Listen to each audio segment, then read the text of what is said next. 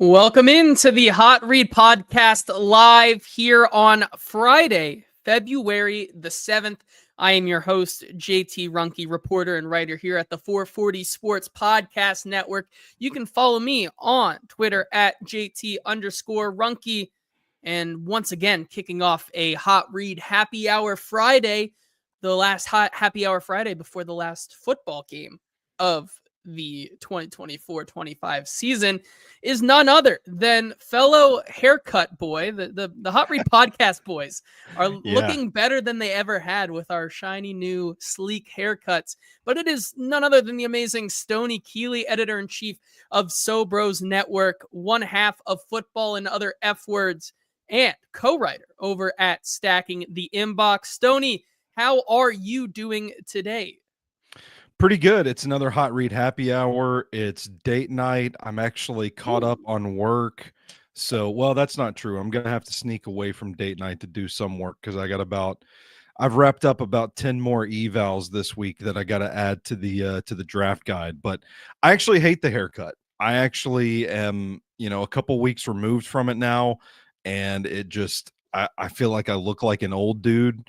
Jordan comments, looking like I'm about to get some investment tips from the boys. That's what I feel like. I feel like I suddenly know stocks all of a sudden. We're going to sell you the latest, and we're not doing any football talk today. We're selling you the latest and greatest in crypto today. That's what we're going to do. These 5, what is it? Coins? I don't know what you call them. What crypto investments? I don't know. Crypto. But yeah.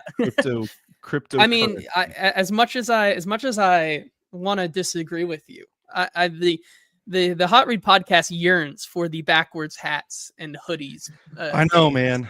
Yeah, I might have to. Nonetheless, grab we one. had to do what we needed to do around here, and that's that is what it is. It'll be back soon enough, I'm sure of it. A couple of housekeeping I'm 100% things. growing it back out. Yeah. 100%. I don't think there was a question about that for sure. I think you look good either way, but. Well, thank you. Now I've messed it up with my headphones, so I'm just love it. Doing great here today. Couple housekeeping things before we get into today's episode, talking about our wishes for the Titans offseason, along with some Super Bowl talk towards the end here. First, got to give a wonderful shout out to our sponsor, ML Rose Craft Beer and Burgers, with 7 wonderful locations in the greater Nashville area. Thank you to ML Rose for sponsoring the show and bringing it to all of you free of charge every single week. And then if you want to join in on the conversation and give us your top things you wish the Titans would do this offseason, feel free to join us in the comment section of the 440 Sports YouTube channel, where we have guys like Steven saying Titans up, Eddie saying how we doing lads, Jordan giving his first here. I'll just go ahead and say it. One of the items on my wish list: no more Mayo commercials. I'm pretty sure those are the days of the Mayo commercials, I think, are gone. Eddie with his as well. Jacob saying we're sellouts because we cut our hair. Fair enough. Kenneth saying, what's up, fellas? Happy Friday. And then Jacob saying Titans stonks. And Stoney, the biggest question is ML Rose the location of date night tonight, or we have some other plans? I would be willing to bet tonight's going to be an ML Rose night. I know we've both been working hard this week, and that's usually like, we're just, like I said, we're like 2 miles up the road from the Mount Juliet ML Rose. So I'm 100% going to be like, yeah, let's just go to ML Rose tonight. Or why not? Love to see it. And that kind of leads us into our conversation here today that I want to have, which is an article that you and I co-wrote over on Stacking the Inbox about, this was something that was brought up in our chat on Tuesday. And as I was searching for things to fill our time before we really get into the nitty gritty of the draft season, which is something we absolutely love, there also is an entire other portion of the offseason that we have to attend to, which is free agency. And everything that comes with it. The guys who are going to get cut later in early March, the guys that they are going to sign in free agency, how that will kind of shift and shape the draft board for the Tennessee Titans. And certainly when you have the number 1 overall pick, it's pretty difficult to navigate free agency and those things when you're a quarterback needy team with a couple quarterbacks out there that could be kind of taken as these bridge options. It's a little difficult to not play your hand to other teams when you want to go and attack the position in free agency. But there are so many different things here in free agency that I think the Titans will still end up addressing. I think the biggest thing, though, is that we are a year removed almost from the Titans being yet another cautionary tale in the idea of winning the offseason. I think this is a great reminder of where we are now in terms of free agency and what this team can really do. Obviously, they have the 10th most cap space this upcoming offseason. And so it's not, it's not like they don't have a little money to play with. They have a decent amount of money. And even with some of the cuts they could make, albeit by way of maybe Harold Landry, Arden Key, some of these guys who could become cap casualties, the Titans still should not shy away from free agency. I think the idea of Chad Brinker and Mike Borgonzi saying that they want to be more selective in free agency and bring the correct guys in doesn't necessarily mean that they're not going to be active. And so I think you and I, Stoney, went into this article saying that, it's not going to be the big summer blowout that was last offseason. But we talked about how this team needed to get to another player acquisition cycle. And I think that at positions of need, there are guys out there who will be available that can help this team, not just next year, but going forward, and can be some of those guys who are the second contract guys that are young enough to be a part of this team and what their vision is. And so that's where we want to take the conversation today. If you guys have any of questions or your own wish list ideas, feel free to drop them in the comment section here on the 440 Sports YouTube channel. But without further ado, Stoney, I'm gonna hand it off to you because with the first one, because Eddie says, y'all are gonna call me crazy, but I hope this team doesn't splurge on Trey Smith. Of course, he is a guard for the Kansas City Chiefs. He has a pretty big connection to the Titans' new general manager, Mike Borgonzi. Eddie certainly seems like he is on the train of re-signing a guy like Dylan Radins, who is going to be a free agent this upcoming offseason. He says it most likely also would be for significantly cheaper than what a Trey Smith, someone who, is playing the last football game of the season this Sunday. Your thoughts on the right guard position versus maybe the right tackle position? I think, as much as we want to say that they have to address both, I think you can really logically, at least this year, do one or the other for the Titans right now. You either in free agency go out and get a right guard or go out and get a right tackle, and then kind of subsequently add through the draft at the other position. In your opinion, it sounds like in the article you wrote, it feels like if there was a position on the offensive line that they need to go and address through free agency, it's most likely the right guard spot. Yeah, I would agree wholeheartedly. Guards you can usually piece together through free agency. They're not as expensive. You're not spending as much money.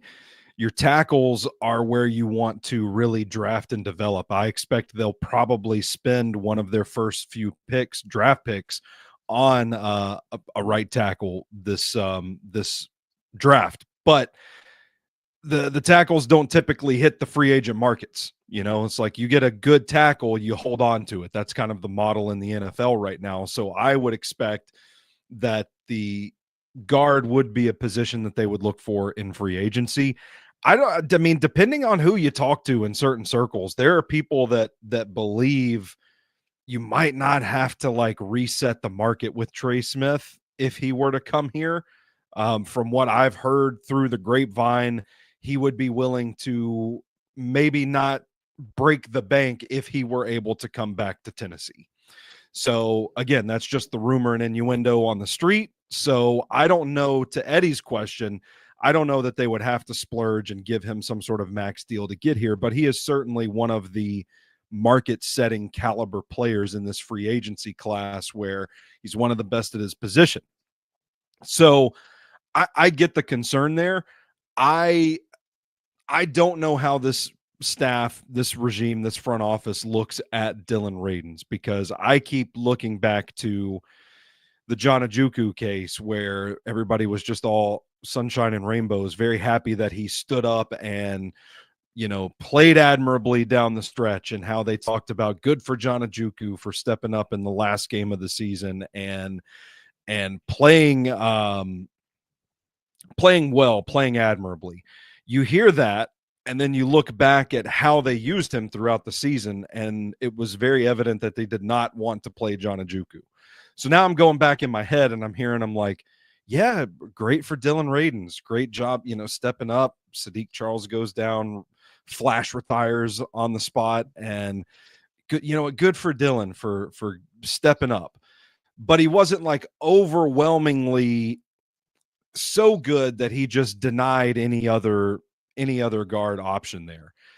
I think his tape was good enough before dealing with whatever injury sidelined him for a little bit.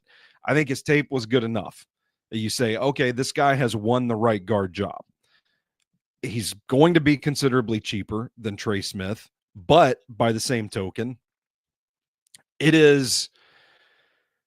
still can't help but look at it and say, I don't know if they ever wanted Dylan Radins. They wanted Sadiq Charles, and they were just happy that Dylan Radins didn't shit the bed, right?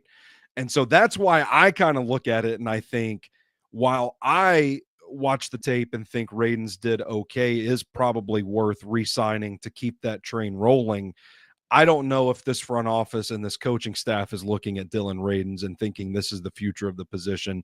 We've got to re-sign him. We can't let him walk. Does that make sense? Am I making sense here, or is it word vomit?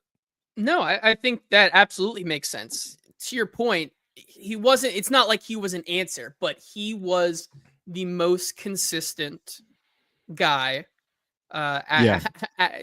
without, like you said, without being, a problem on the offensive line. He was the most consistent. Didn't mean he was good, but Dylan, you can get away with a Dylan. If the rest of your offensive line is absolutely solid, you can get away with a Dylan Radins being your right guard, right? The problem is, I don't know if you can get away with a Dylan Radins at right guard. Say you bring in a rookie right tackle, right? I think that still creates a big time problem, in my opinion. If you are able to sandwich a Dylan Radins between a all pro or all pro adjacent level right tackle and a guy like Lloyd Cushenberry, probably are going to be just okay. Similar to kind of, what we saw in the production of the left side of the line. When J.C. Latham and Lloyd Cushenberry were playing their best, even if Peter Skoronski was struggling, they still were doing okay on that side of the line. Now, I will say, when you look at this between the free agency of right tackles and right guards, the guard, the talent out there at the guard position, either on the right or left, is certainly a lot better than the right tackle. And I think that goes towards what you were saying, right? Good process in the NFL is drafting and developing your right tackles, Yeah. Do I see the Titans going out here, especially with this tackle class and where it is falling right now? Guys like Membo, guys like Ursary, guys like Belton, they're maybe in the middle of day 2-ish, kind of in their range right now. Would they kind of go past that to maybe sign a 34-year-old Morgan Moses, a 32-year-old Trenton Brown,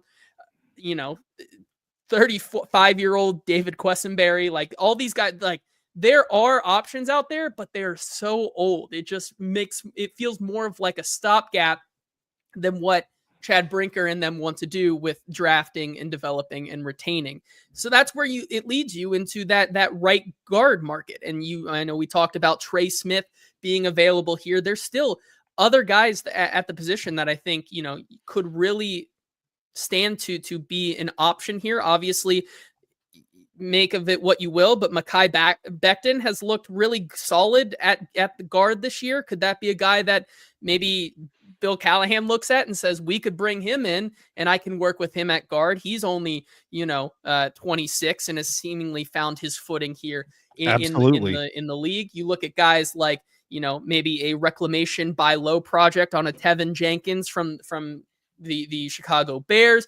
You look at, like you said, Trey Smith. You look at Will Fries from Indianapolis. You look at guys like Nick Herbig. Like, there are so many options out there who are all UFAs and going to be so much, still pretty cost effective given the market than what a Dylan Radins can maybe give you. And so I fully agree with you.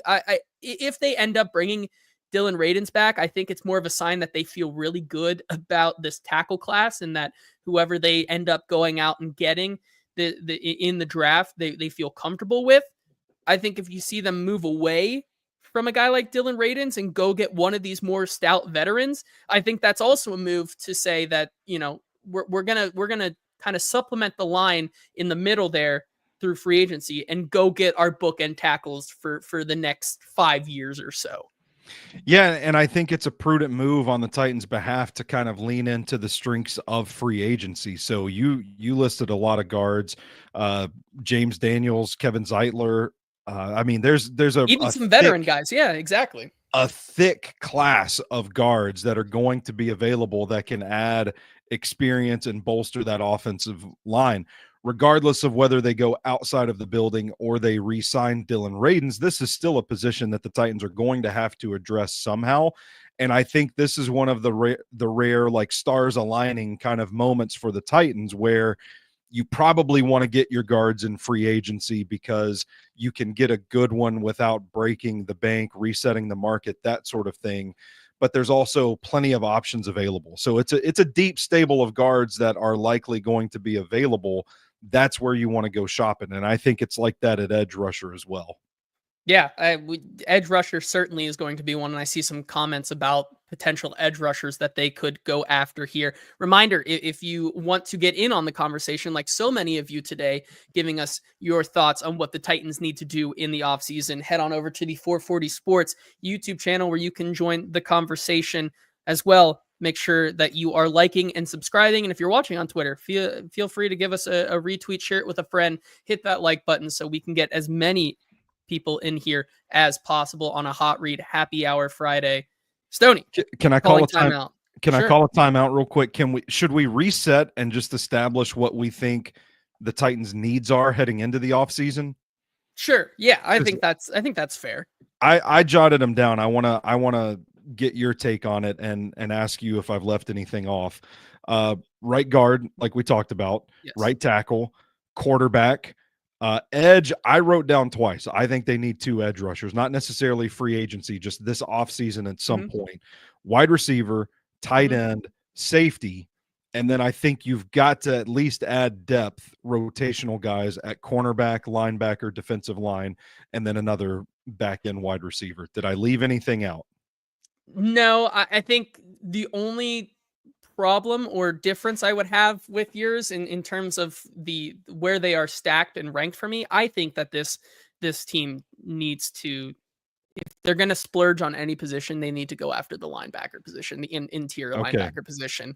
Not just because that they have some depth already there. I think they need to go out and get a guy can make a guy like Kenneth Murray or a Cedric Gray be a depth rotational piece. I don't think they have a starter caliber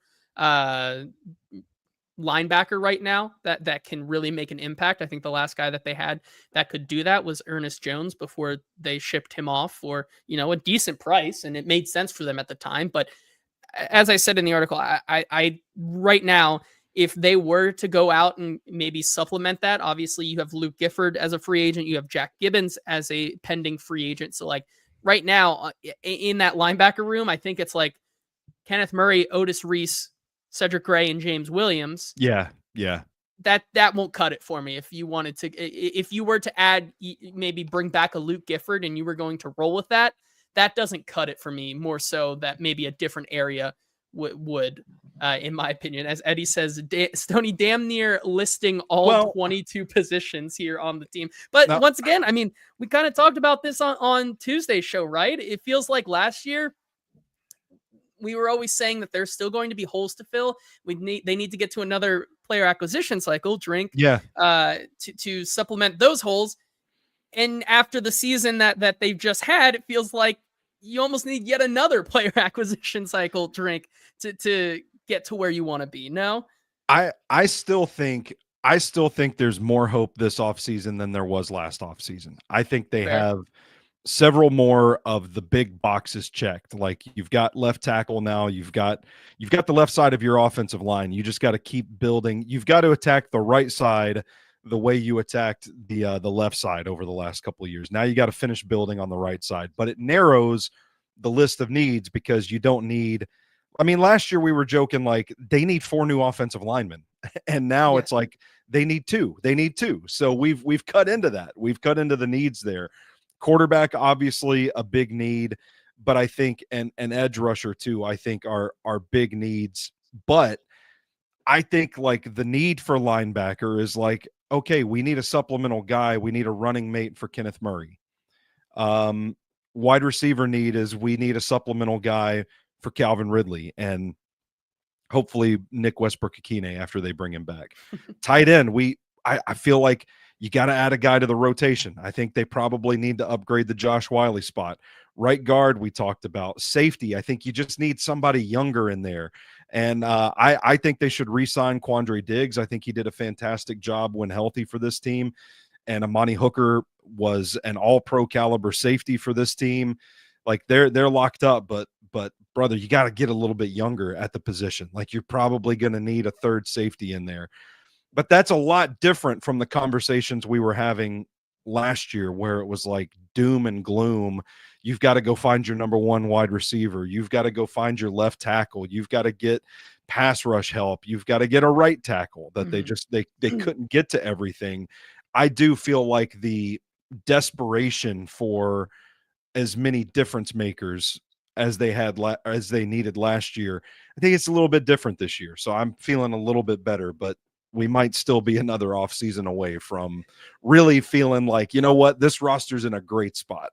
Yeah, and the one you said, definitely. A lot of those also come in the draft, right?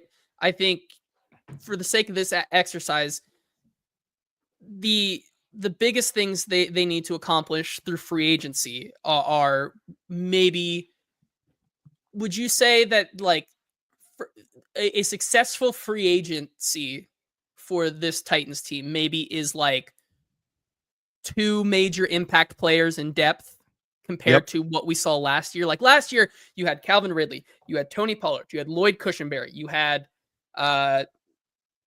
L'Jarius Sneed come in, you had Cheeto, you had Quandre Diggs, you had Jamal Adams at the time. Like, yeah, there was a lot of veteran guys. If you want to throw Kenneth Murray in there, you can, I guess. But like you brought in a lot of more veteran impact players, whereas this year, I think the conversation turns into, I think you need 2, a lot of depth guys, but you're going to make a lot of your money for this team going forward through the draft cycle.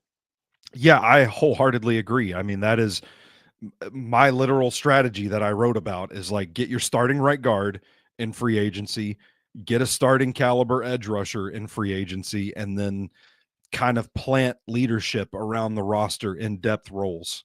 And I think that is probably something that both fills needs, but is also prudent for the long-term team building of this this franchise. Yes, I agree. Jacob, I think we're overcomplicating this too much here, Stoney. As Jacob said, let's not get into specifics. We just want good starters everywhere. Sign the good players, ignore the bad. If only it was so easy. Let's talk a little bit more about the offensive line here before we get into some of these other ones, because there are a couple comments here I want to address in the comment section. First of all, Jordan saying, of course, it'd be tough to see Mr. Pull and Pound would be leave. Jacob also saying if we sign, I'm assuming if we sign a starting caliber edge rusher and a starting caliber right tackle in free agency, that's a win for me. I think that also signals that they may be targeting a guy like Gray Zabel in the NFL draft in the second round, because that would be pretty interesting here. Jordan also saying, or the Titans motto, try every tackle, then go back to NPF. Have them all here in a tryout, that's for sure. Derek brings up an interesting conversation, which I'd be interested to hear your thoughts, Stoney, on this. Derek says Titans need to move JC Latham back to right tackle and Skoronski to left tackle. Need to stop drafting players and switching them to positions they didn't play in college. And Derek, thank you for the comment, but I think you're going to see more of it, frankly. Like, I think if we've gone 2 years now, Peter Skoronski is never going to play left tackle, at least for this team. I don't think he would in the NFL. And then JC Latham, like, when you talk about positions they didn't play in college, it's not like JC Latham played left tackle or left tackle in high school in going into Alabama. So it's not like it's foreign to him. And I think when you have a guy like Bill Callahan, and correct me if I'm wrong here, Stoney, I think you're afforded the luxury of they're not going to draft or acquire talent if Bill Callahan doesn't truly believe that it can be successful to flip them. We saw it happen with JC Latham this year, even though towards the end, he started to hit that rookie ceiling. I think JC Latham played as good as he would have on the right side. I don't think it would have made a difference because I think it's becoming more increasingly obvious to me in the NFL that whatever side they play on doesn't really matter. You need a left tackle and you need a right tackle. And so we talk about all these when we get into draft season here. When we talk about this tackle class, we're going to continue to say that the Titans need one, but it's most likely to flip to the right side because a lot of these guys played left tackle in college, and you're going to see them flip to the right. And even if you saw this with Joe Alt as well on the Chargers, he flipped to right tackle, and look what happened there. Like, this is something that is becoming more and more increasingly common in the NFL, and I think it's going to continue. Yeah, I'm open to the idea of moving JC Latham to right tackle if you get if you get the best left tackle in this draft class. If you get Josh Connerly or Josh Simmons, whoever falls to you at 35, and you get them to camp and you realize, holy shit, they cannot move to right tackle. They are not getting this transition. Then you do at least know JC Latham can play right tackle. I would be open to that idea, but they have said repeatedly, we've drafted JC Latham to be our left tackle. They've recalibrated him. They've coached him at left tackle. He started off the season pretty well. Maybe he hit a rookie wall. I don't know what the explanation is for the dip, but I still think the future is bright at left tackle with JC Latham playing the position. Peter Skoronski, it's not going to happen. It's not going to happen at this point. He's not going to be a tackle. The arm length is an issue. The range is an issue. He's having a fine season at left guard. We don't have to tinker things too much when we can just go to the draft, get our offensive tackle, play him on the right side. And they might end up with a guy that already played right tackle too, depending on how the dominoes fall. And Emory Jones Jr. out of LSU that played right tackle that is probably going to play right tackle, at least get a shot at right tackle at the NFL. Like, I just don't think I don't think it's very – the Titans are not putting themselves in the best position to succeed along the offensive line. If they retool things so that they get the left side working, and then once they get the left side working, no, let's just blow it up and just move these guys all around. That's not the solution, in my opinion. So I don't think it's that big of a deal to switch the positions like this. I think they're doing just fine on the left side of that line, and they will go get a tackle with the idea of this is our right tackle of the future in mind. Yeah, I agree with you there.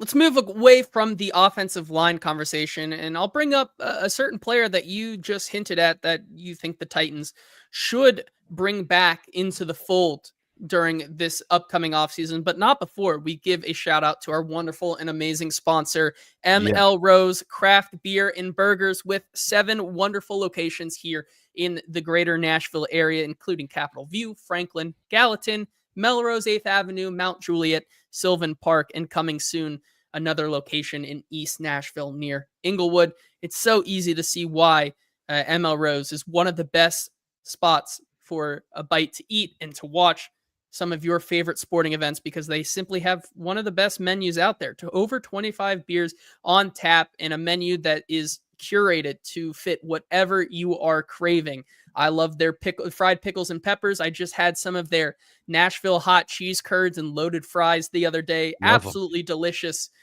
Couldn't get enough of that. And of course, I had to try their brand new burger of the month, the El Jefe burger with the jalapeno jam and cream cheese and bacon. Oh, it was absolutely delicious. Stoney, if you go there, I think you have to try it tonight. I know, hey, I know spice, it's a little daunting there, but I think I'm a spicy boy. I think it offers a great bite and cools off towards the end with that cream cheese. And, it's one of my favorite places to go. I'm sure I will be out there very, very soon again, but you got to go check it out if you haven't lately. ML Rose, thank you once again to them for sponsoring the show. Stoney, you brought up a guy by the name of Quandre Diggs, who I think is a very interesting idea in bringing him back. He's going to be 32 still during the season. Still coming back from that Liz Frank injury that he suffered early into week 8, week 9, something like that. And I wrote in the article that I think if there's any veteran that the Titans really need to bring back, it's Quandre Diggs.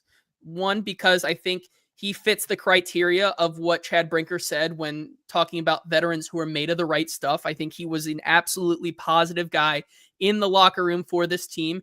Not only that, but I think, he served as probably the Titans' best safety that they've had next to Amani Hooker in some time. I know they got rid of Elijah Molden in the offseason and what he could have been here, but, looking past that, Quandre Diggs was certainly a beneficial player here. I mean, you look at the six fully healthy games that he played before going down with that season-ending injury, or 6 or 7 games, and he never played less than 97% of the snaps. Like, this was a guy who was a full-timer on the defensive side of the ball and contributed mostly in the run game, something the Titans were very, very stout at to begin the season. And then once he goes down, that's kind of where you see the wheels fall off the track, and you see the Commanders run all over them. You see the Colts run all over them. You see all these teams start to just roll over the Titans in the run game. And sure, the age is definitely going to be a factor, but I think with how Denard Wilson schemes up this defense, how aggressive they are on the outsides, and how aggressive the corners have to be in press man, I think you can get away with having a 32-year-old guy like Quandre Diggs back there, as long as he's healthy enough to play. And so I agree with you that it's one that the Titans need to probably look at getting younger. I mean, Amani Hooker isn't getting any younger anytime soon either. And you look at the market, I mean, there's a bunch of guys below the age of 29 who are going to hit the unrestricted free agent market. You look at guys like the Kansas City Chiefs, Justin Reed, who's probably going to cost a pretty penny. You look at a guy like Marcus Epps. You look at Jeremy Chin. You look at Julian Blackmon. A lot of these guys who, could project to be a impact player from day one. However, once again, it doesn't feel like safety to me is one of those positions that they have to go get a big time player at right now in the cycle of this team. And as Eddie says here as well, he says he badly wants Sebastian Joseph Day back too. I think he could be a nice piece that you get from the Chiefs. And Jordan saying turn Amani Hooker into your new Kevin Byard as well here. Your thoughts on the safety position and Quandre Diggs maybe being the top end veteran talent that they potentially bring back at that position? Yeah, I thought you nailed it. I was going to point out, if you didn't, look at what happened to this team's run defense when Quandre Diggs went down. I mean, he was all over the field, flying around all over the place. Smart, experienced player. I think he adds the leadership qualities that they talk about, that they look for in a player. This front office has been talking about that they're looking for in guys. I think Quandre Diggs is made of the right stuff. You worry about the injury concerns, obviously, the durability. He wasn't able to hold up for longer than 6 games, but if he's healthy, he makes this defense better. And I think at the very least, this is what you would consider a non-premium position, but it's not an urgent need right now if you have Amani Hooker and you're able to bring back a Quandre Diggs on a cheap deal. And I think that is when you kind of want to be shopping for some of these value guys. I actually think this is a pretty decent safety class in the upcoming draft. There are some guys on day 3 that are going to be tremendous value adds for this franchise.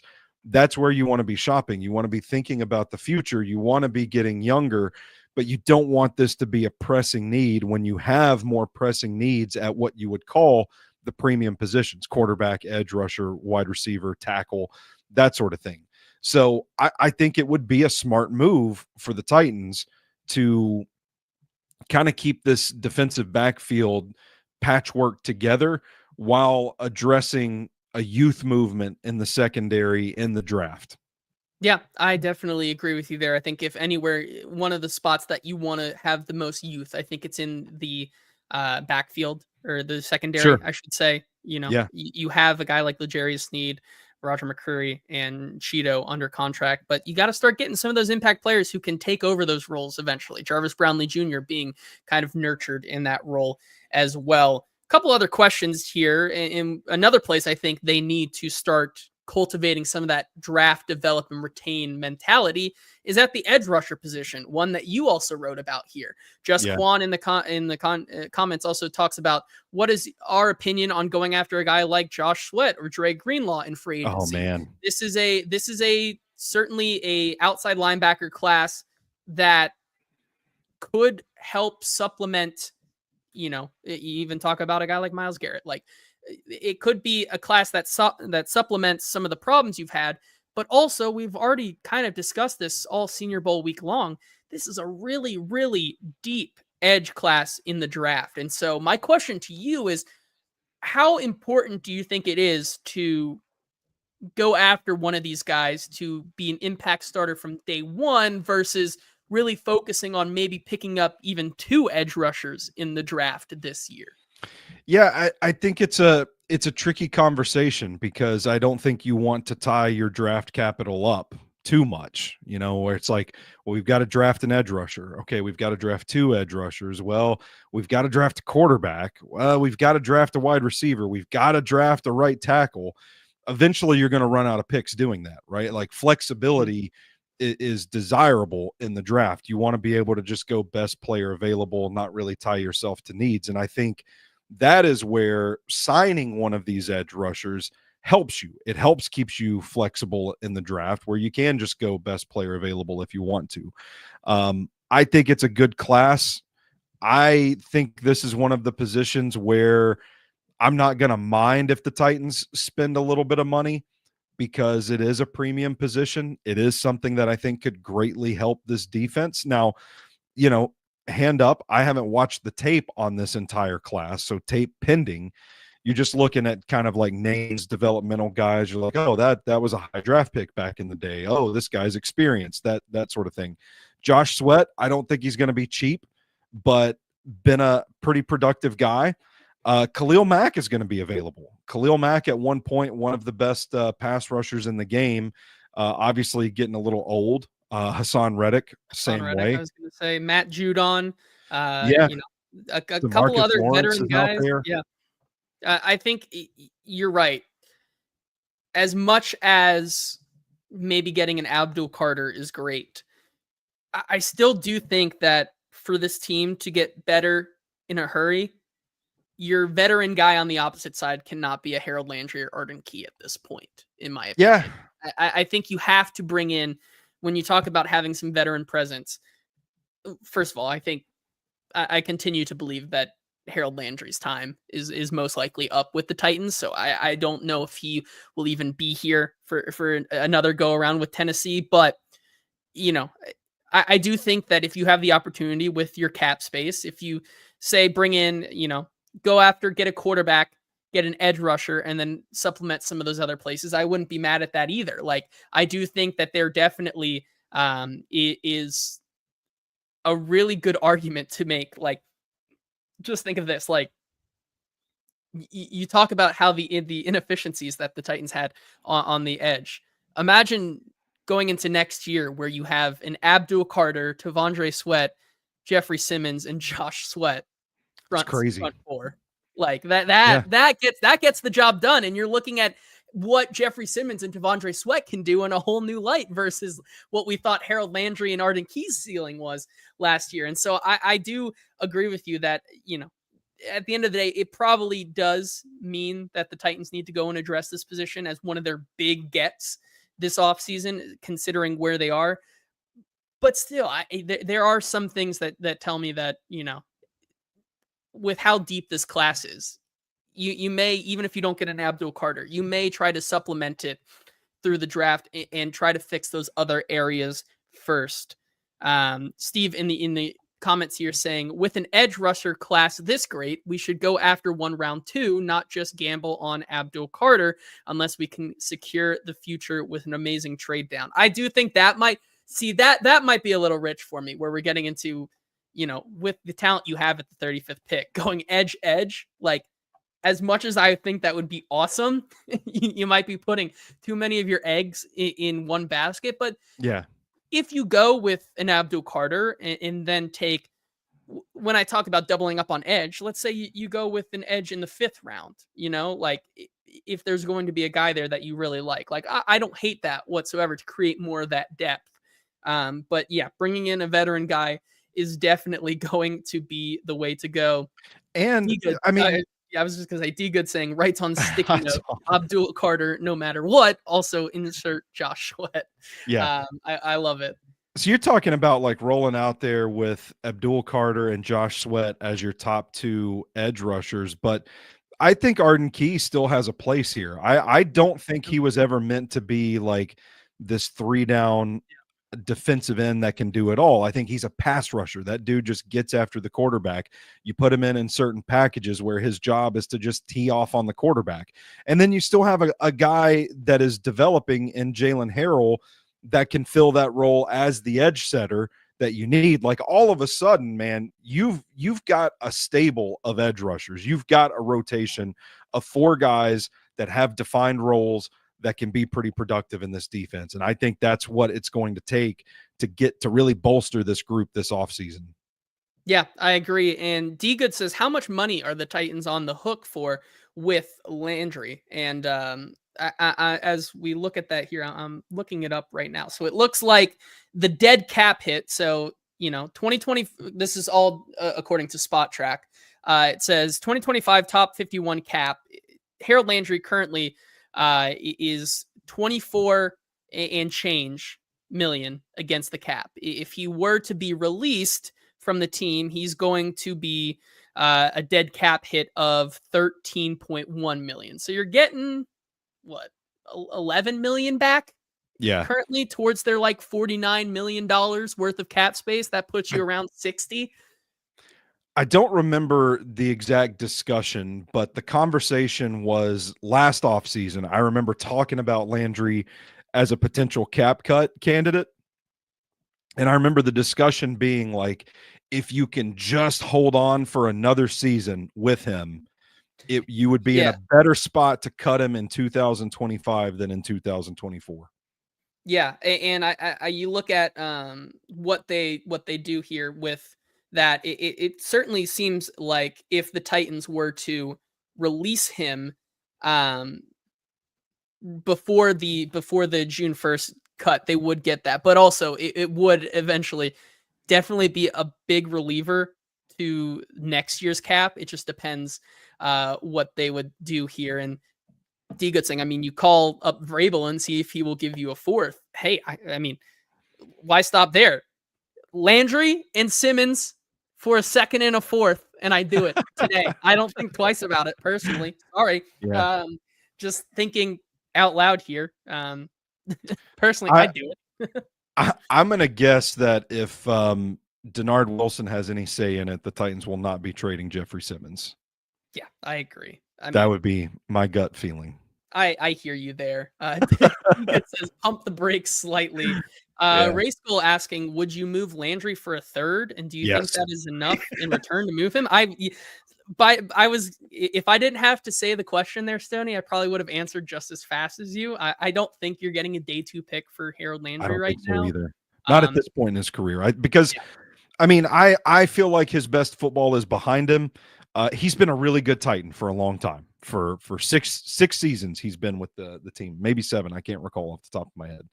He was drafted in 2018, but I think the tape was bad, and everybody sees the tape. And at his age, I don't. This is not a case where I don't think coaches are looking at him and saying I can fix him.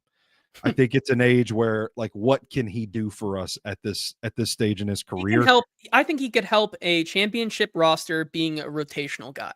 Yeah, Like, I think absolutely. that's what you're getting, and I don't know if you're getting more than a early day 3 pick for that. I think if you could get a 4th, I think you would take that.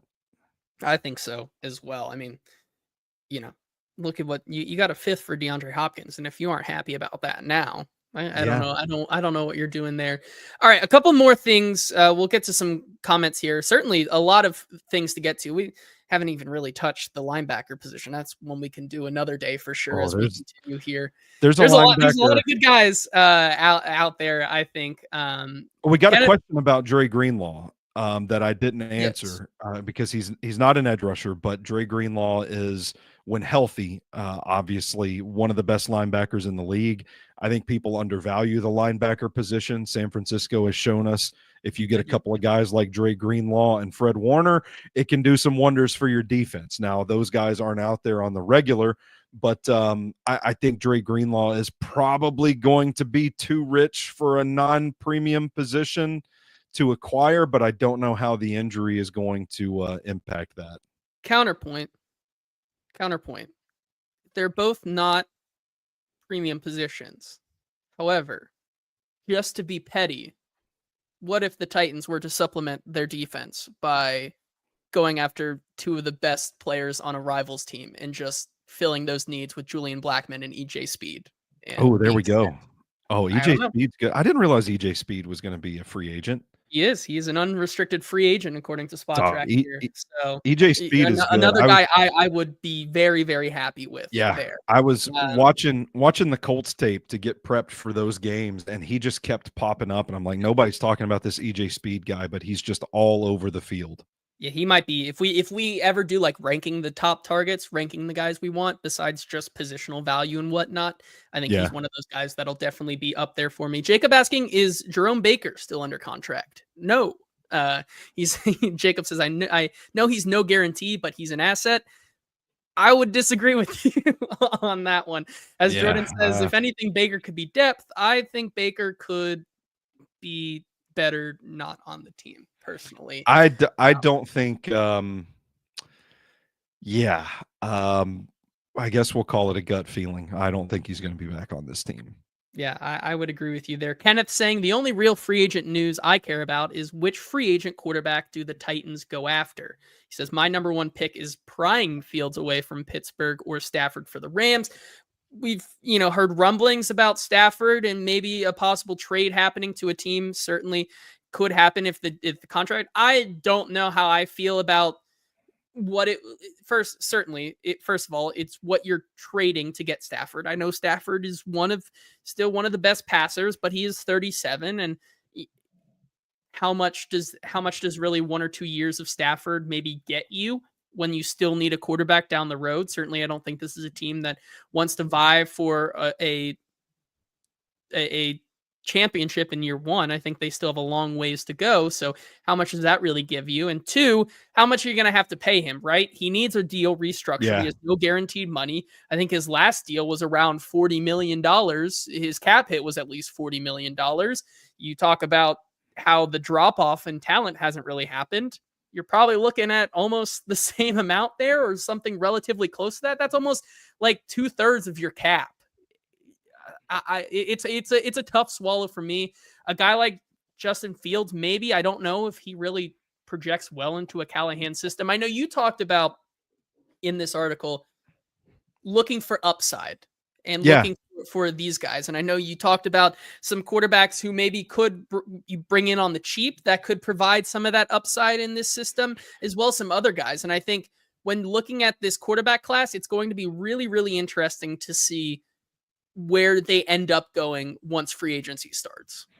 Yeah, and that was kind of my thing. Like, I know we're all talking like draft, develop, retain, really boring free agency stuff. Like, nobody, we want to take players that are going to fill leadership roles and all that stuff. But like, I still want this team to have a little bit of fun. Like, go out there, go get a Zach Wilson, man. Zach Wilson's going to be cheap.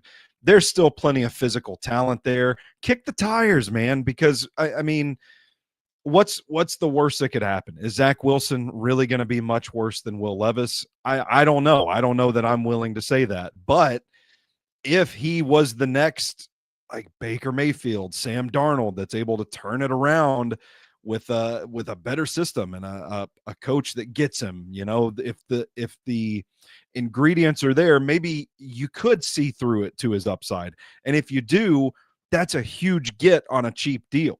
And a guy like Jarrett Stidham was once thought like, hey, this guy could compete for a starting job. He started some games in the NFL. I think there's still some upside there with him, and he's going to be cheap. Outside of the quarterback position, too, I mentioned like Jedrick Wills as a reclamation project for right tackle. Tutu Atwell, who's not going to be returning to the Rams, like situational wide receiver that has a little bit of speed to him.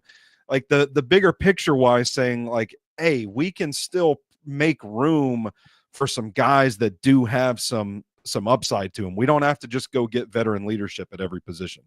Yeah, no, I definitely agree with you. I think Jedrick Wills is a very interesting one, has connections to Bill Callahan. The biggest thing for me is that I think I'm all along the line. Like, last thing I'll say about my wishes for the Titans offseason is that they do not chase the shiny toy. Like, don't go searching for that, because when you look at this class, you look at the Myles Garretts that can be out there. You look at the Cooper Kupps that could be yours for the right price. You look at this wide receiver class, another one we didn't really talk about today, but still a position of need, only having, a Calvin Ridley, Treylon Burks, and Colton Dow, Jaquan Jackson, Bryce Oliver. Like, that is still a very, like, a position of need. And you look at the free agents that are out there, a T. Higgins. Ooh, big one. I'm shooting that down now. I'm not having too many T. Higgins. I will eat crow if I'm wrong and the Titans go out there and get T. Higgins. Good on them. It would be wildly against the Chad Brinker and Mike Borgonzi method of thinking. Yeah, in my absolutely. Opinion. But you look at some of the other veteran guys here: Stephon Diggs, Keenan Allen, Amari Cooper, Chris Godwin, Brandon Cooks, Deontay Johnson, DeAndre Hopkins coming back, Mike Williams, Marquise Brown. Like, there are a lot of guys out there who I think are fool's gold at this point in their career. And that's why I think when you look at these guys and their age, don't go after the shiny guys. I think you brought up someone like Tutu Atwell that could be an impact player here. You look at a guy like, kick the tires on what Elijah Moore can do in this offense. I know he hasn't been utilized too much. You bring back Nick Westbrook-Ikhine. I think that's a must. Like, I think you do that. But there's a lot of guys out here that are going to be cheap and fill roles more than overpaying for an old Keenan Allen or a guy like Amari Cooper at this time in his career. The one that I would give that I would maybe be okay swallowing is what would the price be on a Chris Godwin? I was going to say the same thing. I think he's a playmaker. I think even after the injury, Chris Godwin is the one guy on this list that is going to cost you around market value, but he's the guy that at that price, I think you're getting what you pay for. And that is a stellar wide receiver that is a quarterback-friendly guy in any really system. You look at the quarterbacks that he's played with in his entire career: Baker Mayfield, Jameis Winston, mostly. Of course, he played with Tom Brady, but like the Jameis Winston and the Baker Mayfields of the world, he's been able to consistently produce and win with those quarterbacks. You bring him into a Callahan system like this, I would love it. And I know we talk about all the time that they need a wide receiver, a young wide receiver of their own. So I also Godwin would be really good in this offense, I think. Yeah, and I also think from what we've heard about Chris Godwin, he's a pro's pro. I think he would probably check some of those leadership boxes that you're Yep. looking for too in a guy. So I'm with you. Depending on how the dominoes fall, like he's the one guy that I think I would be kind of kicking the tires on, saying like, hey, could we add? I mean, could you imagine like they're able to bring back NWI? They sign Chris Godwin. They get like a Jack Besh in the draft. Calvin Ridley's here. Like Let's all of roll. a sudden, like Yeah. you've got a pretty good wide receiving core going. Yeah, and I love the comment section right now where it says Jordan says if we get Zach Wilson, got to put the moms on alert in the Nashville area. Ain't that the And truth? Eddie says, "Give me Rodgers, Wilson, Levis quarterback room. Let's get crazy." I'm with it. Team toxic. It certainly I'm would with be it. interesting there. Stoney, before we get out of here, and I know we're going a little long today, but we do have one more football game in the season, and it is We the do. Super Bowl this Sunday. And I would be remiss if we did not discuss the biggest sporting event every single year. Do you have any thoughts on this weekend's matchup before I give away some of my Super Bowl picks? I actually can't wait to watch this game. And I know that people are burnt out on the Chiefs. Nobody likes the city of Philadelphia, which is fair, by the way, if you've ever been to Philadelphia. I keep being told I need to find the right spots to go to, but every spot that I go to in Philadelphia sucks. So I'll just say I get why people aren't rooting for Philadelphia fans. And Philly's going to come after me for saying that, but I don't care. I'll defend it. But from an X's and O's standpoint, I think this is a really intriguing matchup because the Kansas City Chiefs are just begging to be beaten right now. And yet they still keep finding the magic to get it done. I think they've got some speed on offense that might test some of this Philadelphia secondary, especially if like Quinyon Mitchell has some sort of like laryngitis or something. There's an illness going around the Eagles locker room right now. I think if they can get some speed in those one-on-one matchups outside, it could be advantageous for the Chiefs.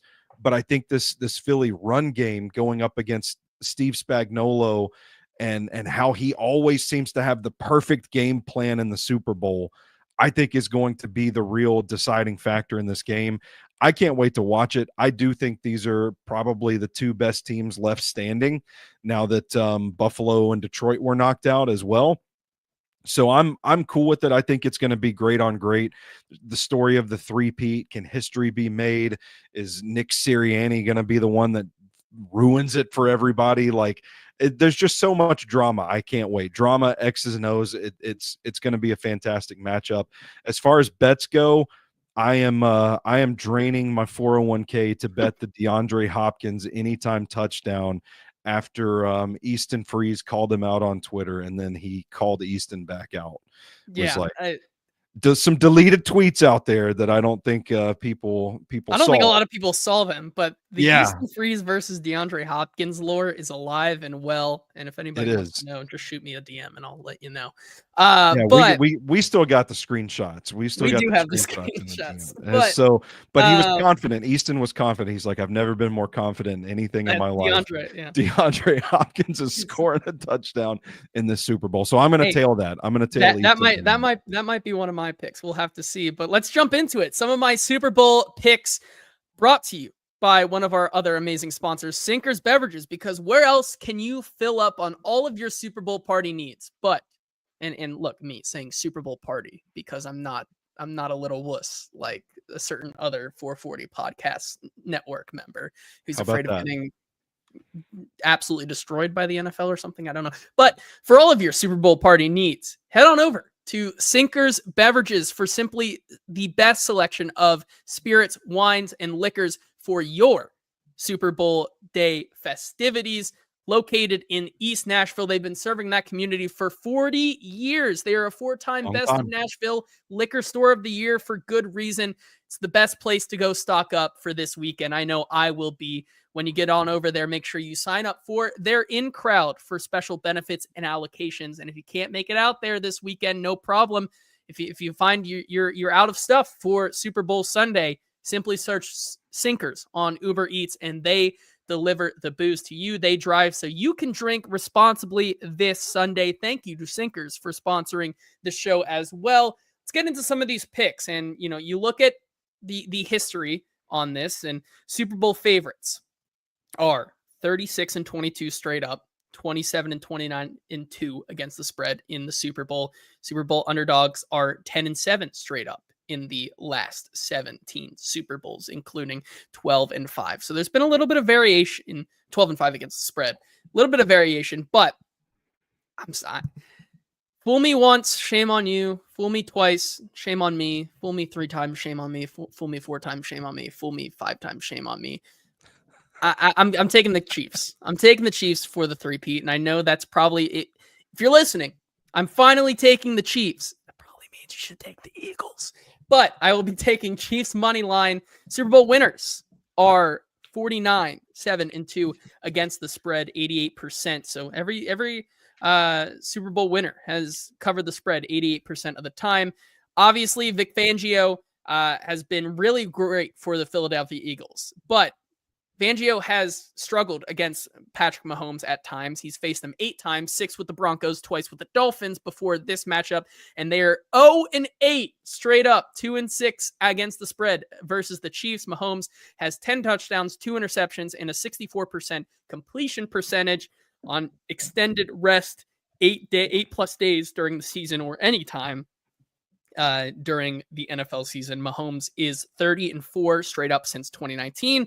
The quarterbacks that have beaten Patrick Mahomes during that span: Tom Brady, Matt Ryan, Aiden O'Connell, and none other than Jalen Hurts. So brings it into a little bit of perspective here. However, I just can't ignore it. If nobody's beaten this team, you watch how many one-score games that they've won by, how little they were scoring, and then you look into the playoffs and see how much they're scoring now, how they've changed and grown and developed over the season. This may not be the best Chiefs team we've seen, but it's the best damn coached one that we've seen out of the 3, I might argue. And with that, I think you cannot make a single mistake against the Kansas City Chiefs. The Eagles have made plenty of fair share of mistakes over the entire season and still found a way, but you're going up against the final boss, and you just simply can't have one of those moments. I'm going to take Kansas City money line for a unit straight up. A prop, my favorite prop of the weekend here, is Dallas Goedert over 4.5 receptions. With 4 receptions in this Super Bowl, Dallas Goedert would join the list of players with 4+ receptions in 10 straight playoff games since the merger, joining Kelsey, Edelman, Wes Welker, Tyreek Hill, Julio Jones, Jerry Rice. Only Travis Kelce has done it as a tight end. Go back 2-ish years, I believe. I guess 2 years to this game. Dallas Goedert was what this offense was driven through. We've seen it throughout the entire playoffs. The Kansas City Chiefs are giving up the most yards per target to tight ends. This is a smash play for me. I think Dallas Goedert is going to be able to feast with so much attention put on Saquon Barkley and the 2 receivers outside. He is Jalen Hurts' favorite target when the day is said and done. So I'm taking Dallas Goedert over 4.5 receptions in this game. Stoney, your thoughts on either of those, Chiefs money line or Dallas Goedert over on his receptions? I like it quite a bit. I think the Dallas Goedert props feed me all of them. I might put some money on him scoring a touchdown in this one. I think you're right. There is going to be a premium placed on stopping Saquon Barkley and slowing that run game down. I think the Chiefs have some defensive backs, like if they've got Trent McDuffie that can make A.J. Brown's life a living hell on Sunday. Goddard stands to be the biggest beneficiary. So I'm riding with you on that one. Here's another prop that I really like for the Super Bowl, and I think it's plus 600 on FanDuel, but I think there's a lot of value here. Eagles first half spread with a KC money line. And this is for the Eagles to cover the first half spread, which I think is plus 1.5. So essentially, I'm betting on the Eagles to be leading at halftime. And then for Kansas City to win at the end of the game. I'm also sprinkling some on Kansas City's second half spread. Here's a stat to back that up. Teams leading at the half in this year's NFL playoffs are 4-7 against the second half spread, with those teams going 500 against the second half spread or worse for 3 straight playoffs. So it's finished 500 or less in 3 straight playoffs. Plus, teams leading at the half in conference championships or Super Bowls are 21, 33, and 3 against the second half spread over the last 20 years. One I will be looking to live bet for sure in this upcoming Super Bowl, but the main one, Eagles first half spread, KC money line, or essentially Eagles first half money line, KC game money line is what I'm predicting there.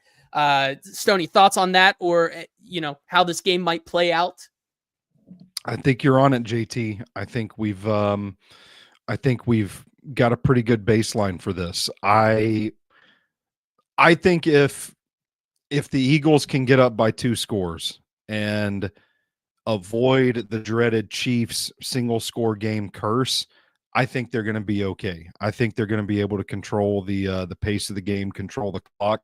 So I do think like the first and second quarter, the first half of this game is going to be crucial in this one.